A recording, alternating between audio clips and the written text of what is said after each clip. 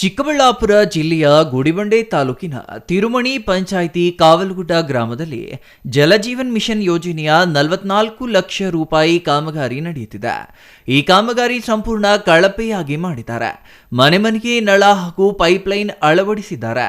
ಆದರೆ ಬಹುತೇಕ ಗ್ರಾಮದಲ್ಲಿ ಕಾಮಗಾರಿ ಕಳಪೆ ಗುಣಮಟ್ಟದಿಂದ ಕೂಡಿದೆ. ಕೆಲವೆಡೆ ಬೇಕಾಬಿಟ್ಟಿಯಾಗಿ ಪೈಪ್ಲೈನ್ ಅಳವಡಿಸಲಾಗಿದೆ. ಗುಣಮಟ್ಟದ ಪೈಪ್ ಹಾಗೂ ಸಾಮಗ್ರಿಯಲ್ಲೂ ಗುಣಮಟ್ಟ ಕಳಪೆಯಾಗಿದೆ. ಪೈಪ್ ಹಾಗೂ ನಳ ಅಳವಡಿಸಲು ಹಾಕಲಾದ ಸಿಮೆಂಟ್ ಹಾಳಾಗುತ್ತಿದೆ. ಕೆಲವೆಡೆ ಹಾಕಿದ ಸಿಮೆಂಟ್ ರಸ್ತೆಯಲ್ಲಿ ಗುಂಡಿಗಳು ಬಿದ್ದಿವೆ.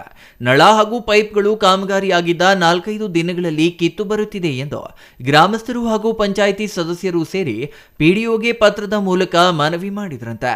ಆದರೆ ಗುತ್ತಿಗೆದಾರರ ಜೊತೆಯಲ್ಲಿ ಪಿಡಿಒ ಶಾಮೀಲಾಗಿ ಕಾಮಗಾರಿ ಮುಕ್ತಾಯಗೊಂಡ ಪ್ರಮಾಣ ಪತ್ರ ನೀಡಿದ್ದಾರೆ ಎಂದು ತಿಳಿಸಿದರು. ಗುತ್ತಿಗೆದಾರ ಹಾಗೂ ಪಿಡಿಒ ಶಾಮೀಲಾಗಿ ಕಳಪೆ ಕಾಮಗಾರಿ ಮಾಡಿದ್ದಾರೆ.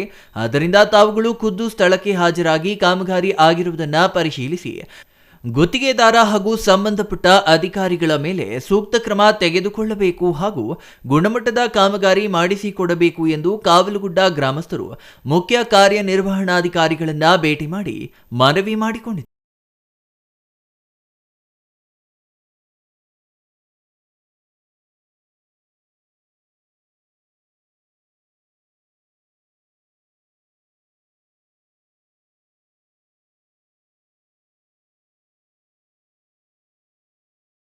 ಗುಡಿಬಂಡೆ ತಾಲೂಕು ತಿರುಮಣಿ ಗ್ರಾಮ ಪಂಚಾಯಿತಿ ವ್ಯಾಪ್ತಿಯ ಕಾಲುವಗಡ್ಡ ಹಳ್ಳಿ ಗ್ರಾಮ.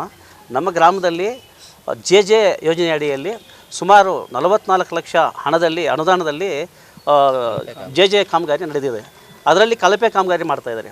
ಕಳಪೆ ಕಾಮಗಾರಿ ಬಗ್ಗೆ ನಮ್ಮ ಗ್ರಾಮದಲ್ಲಿ ಗುತ್ತಿಗೆದಾರರು ಮತ್ತು ನಮ್ಮ ಪಂಚಾಯಿತಿ ಅಭಿವೃದ್ಧಿ ಅಧಿಕಾರಿಗಳಾಗಿರ್ತಕ್ಕಂಥ ಶ್ರೀನಿವಾಸ ಅವರು ಶಾಮೀಲಾಗಿ ಅಲ್ಲಿ ಕಳಪೆ ಕಾಮಗಾರಿ ಮಾಡ್ತಾಯಿದ್ದಾರೆ. ಗುಣಮಟ್ಟದ ಪೈಪ್ಲೈನ್ ಹಾಕಿಲ್ಲ. ಕೆಲವು ಕಡೆ ಇವತ್ತು ಗುಂಡಿಗಳು ಬಿದ್ದಿದೆ, ಕೆಲವು ಕಡೆ ನಲ್ಲಿಗಳು ಹಾಕಿಲ್ಲ. ಅದೆಲ್ಲ ಕಳಪೆ ಕಾಮಗಾರಿ ಇದ್ರೂ ಸಹ ಮೊನ್ನೆ ಬಂದುಬಿಟ್ಟು ಹರ್ಗರ್ ಕಾರ್ಯಕ್ರಮ ನಡೆಸ್ಕೊಂಡು ಹೋಗಿದ್ದಾರೆ. ಯಾರಿಗೂ ಗೊತ್ತಿಲ್ಲ, ನಮ್ಮ ಗ್ರಾಮದಲ್ಲಿರ್ತಕ್ಕಂಥ ಯಾರಿಗೇ ಆಗಲಿ, ಗ್ರಾಮಸ್ಥರಿಗಾಗಲಿ, ಮತ್ತು ನಮ್ಮ ಗ್ರಾಮದಲ್ಲೇ ಜನಪ್ರತಿನಿಧಿಗಳಿದ್ದಾರೆ, ಅವ್ರ ಗಮನಕ್ಕೂ ತಂದಿಲ್ಲ.